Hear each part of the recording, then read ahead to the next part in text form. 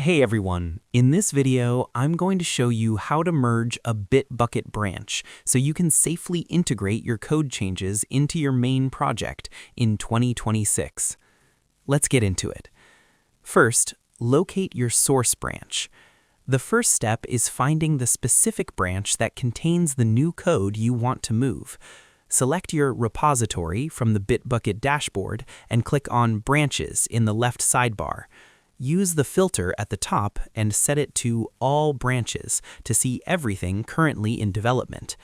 In 2026, Bitbucket often defaults to showing only active or mine.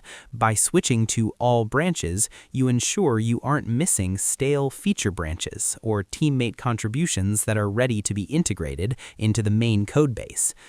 Next, initiate the Merge menu.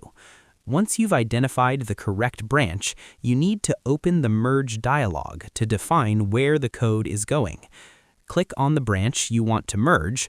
Once the branch view opens, click the three dots icon in the top navigation bar and select Merge. In the pop-up window, select your destination branch, usually main or develop.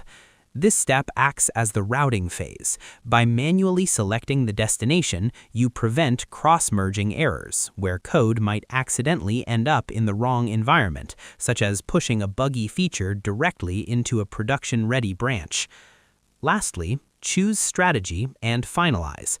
The final step is deciding how the commit history should look once the two branches become one.